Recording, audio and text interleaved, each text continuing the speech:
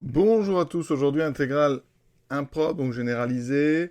C'est intégrale de 0 à plus l'infini exponentielle moins exponentielle moins 2x sur x dx. On va montrer que cette intégrale existe, elle converge, et on va calculer sa valeur.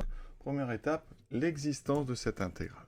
Tout d'abord, la fonction qui est à x associe, donc exponentielle moins exponentielle moins 2x sur x, elle est continue sur 0 plus l'infini. Donc on a des problèmes en 0 et en plus l'infini. Alors on va commencer par quoi? On va commencer par 0, donc qu'est-ce qui se passe en 0? Eh bien on va regarder la limite. Alors, on va faire des petits développements limités. Exponentielle moins x, c'est du 1 moins x, hein, plus un petit taux donc, de x. Exponentielle moins 2x, c'est du 1 moins 2x, plus petit taux de x. Ça veut dire qu'en ajoutant exponentielle moins x moins exponentielle moins 2x, on est sur du 1 moins 0. On a moins x plus 2x, donc c'est équivalent à du x plus un petit taux de x. Comme on divise ici donc par x, ça veut dire que exponentielle moins x moins exponentielle moins x sur x, c'est donc du 1 plus petit taux de 1. Donc ça tend, hein, tout ça vers 1 quand x tend vers 0.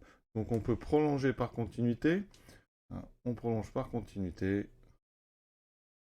Donc pas de problème en 0. Ok, donc l'intégrale converge en 0. Donc convergence en 0. Maintenant on s'occupe de plus l'infini. Plus l'infini. Alors là, sur exponentielle moins x et exponentielle moins x qui vont tendre très très vite vers 0. Donc on va multiplier par x carré, pour avoir après un petit taux de x carré. Donc je fais petit x carré donc fois notre expression. Voilà. On obtient donc x.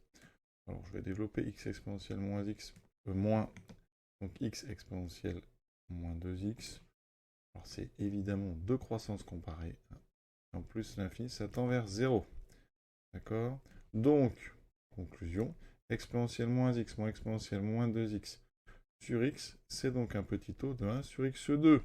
D'accord? Et là, hein, il n'y a pas de changement de signe, 1 sur x2, donc on utilise le théorème de comparaison. Donc par comparaison, avec une intégrale de Riemann donc convergente, avec donc l'intégrale de 1 sur x2 dx hein, qui converge en plus l'infini, parce qu'on a du alpha ici alpha égale 2 est plus grand, donc strictement que 1, mais par comparaison, notre intégrale converge. Donc, notre intégrale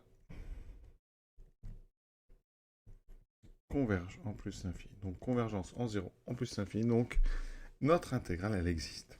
Comment est-ce qu'on va procéder pour calculer donc cette intégrale? Alors déjà, je vais vous montrer quelque chose qu'il ne faut pas faire. D'accord? Donc, attention, hein, vraiment.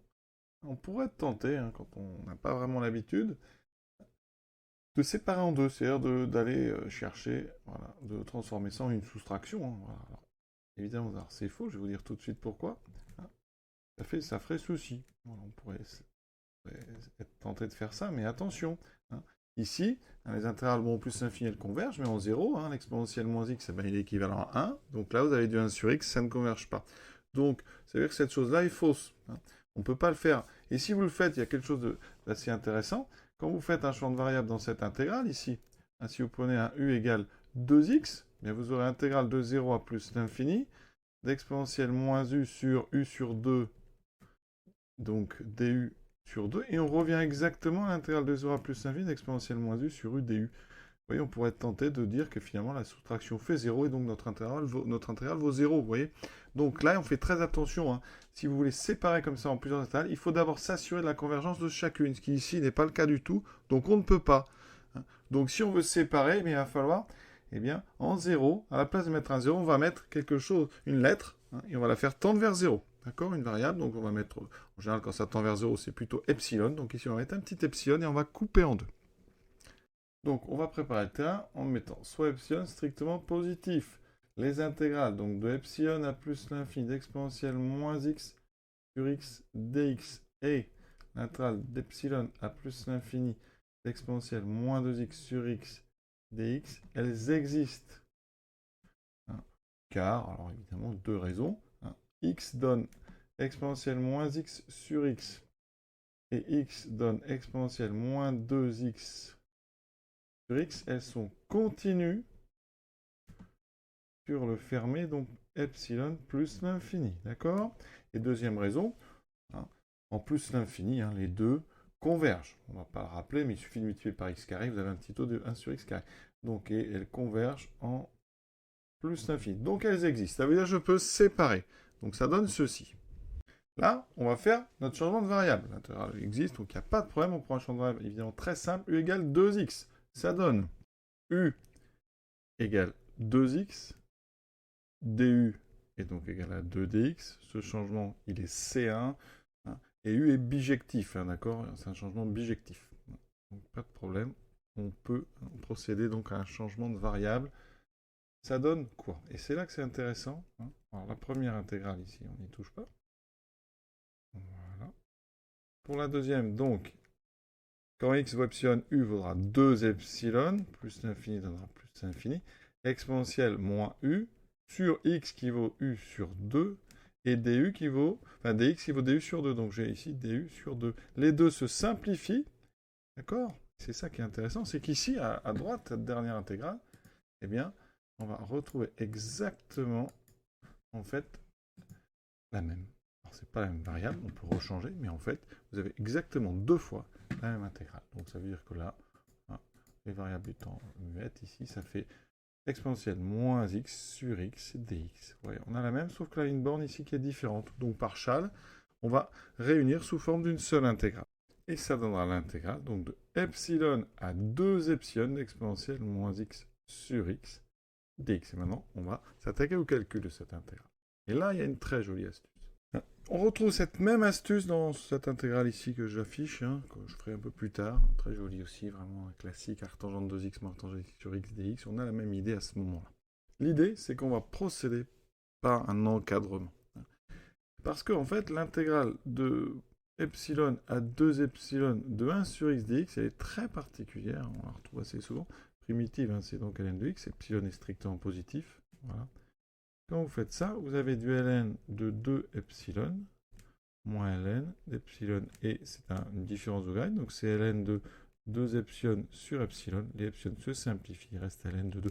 Donc ça, c'est une intégrale qui est constante, elle ne dépend pas d'epsilon, et ça, c'est intéressant.